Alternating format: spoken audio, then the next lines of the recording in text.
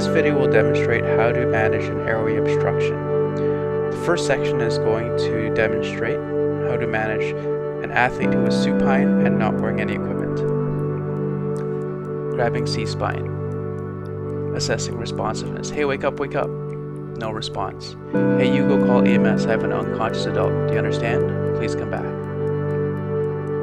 Head tilt, chin lift. Look, listen, and feel for breathing for 10 seconds. I don't feel any breathing. Get my pocket mask ready, and I'm going to administer rescue breaths to see if the chest rises. My rescue breaths do not go in. Readjusting the airway and trying the rescue breaths again. My breaths did not go in. So I'm going to landmark for chest compressions in the center of the chest. 30 chest compressions, 2 inches deep, 100 per minute, or 30 compressions in 18 seconds.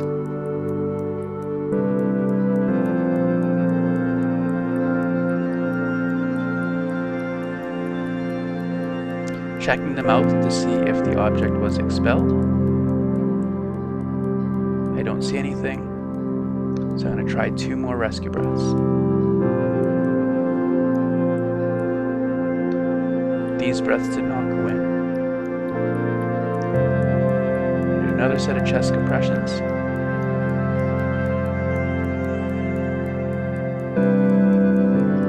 Checking the mouth. This time there's an object. Pull it out.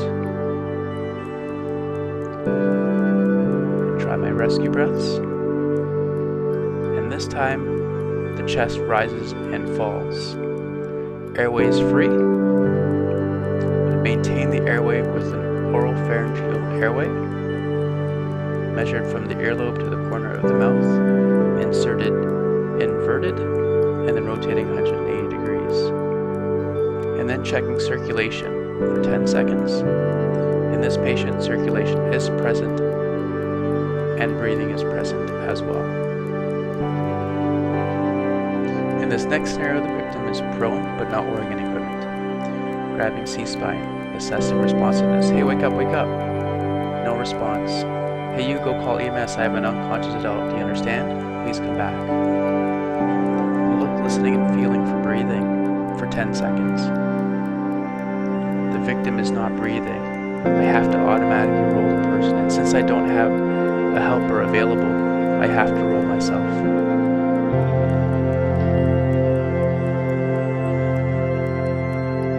Head tilt, chin lift. Look, listen, and feel for breathing for 10 seconds.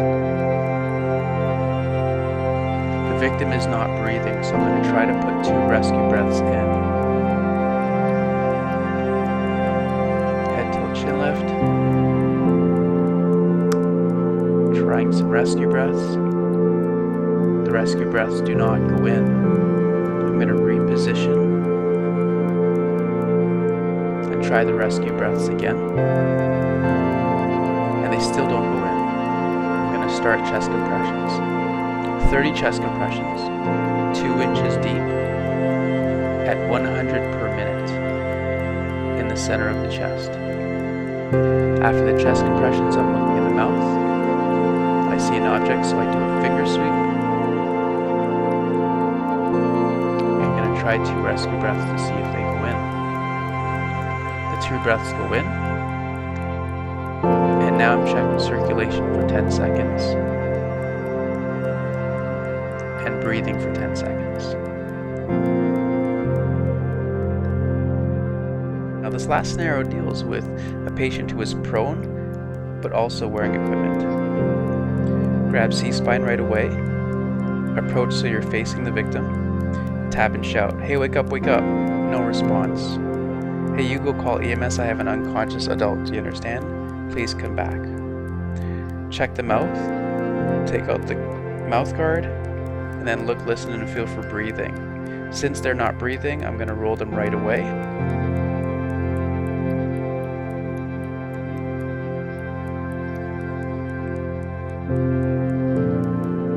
And since I don't have a helper, I'm just going to do my best to try to roll the victim as best I can.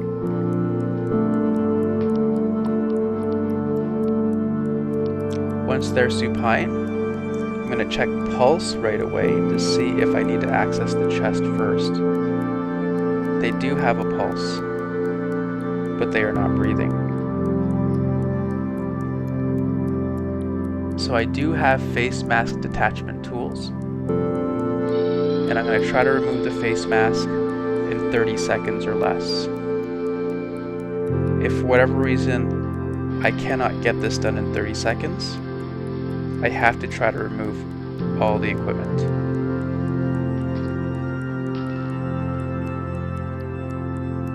So in this case, I was able to detach the face mask. Pulse was present. The victim was not breathing. So I have to try 2 rescue breaths to find out why they're not breathing.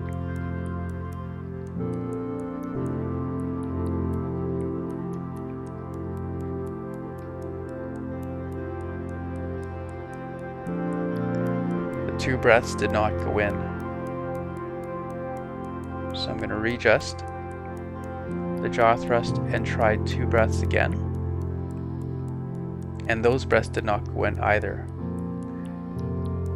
So in order to do compressions, I have to access the chest. Start with removing the jersey with the long side zippers, undoing the shoulder pad underarm straps and the anterior laces, loosening the shoulder pads enough to get my arms underneath to start compressions. 30 compressions in 18 seconds at 100 per minute at 2 inches deep. Once compressions are done, I'm going to look in the mouth and remove any object with a finger sweep if I see it, followed by rescue breaths to determine if the airway is still obstructed.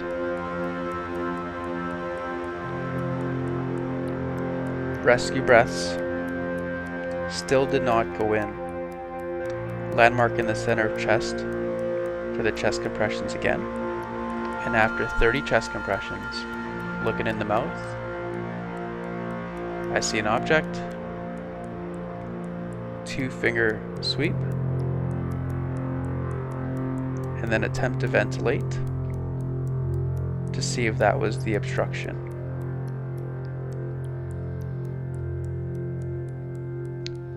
Breaths go in. Maintaining an airway with an OPA. And then checking pulse right away. So here are the key points. First, you have to determine why the victim is not breathing. You can do so by checking the pulse. If they have a pulse, it can't be cardiac arrest. You can also check to see why they're not breathing by trying to ventilate the victim.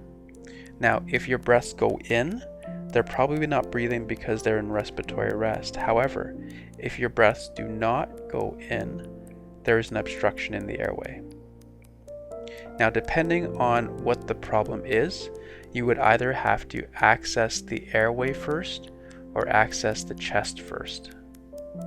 If the victim is wearing football equipment, always check circulation first, because that will determine whether you need to access the chest or access the airway as the priority. If the person is not breathing and you try to put your ventilations into the patient and they don't go in, just remember to reposition and then try ventilating again. If you've determined that there's an airway obstruction, start with compressions to increase thoracic pressure to push the object out, and then check the mouth to see if the object was actually expelled, and then determine if the airway is still obstructed by trying to ventilate.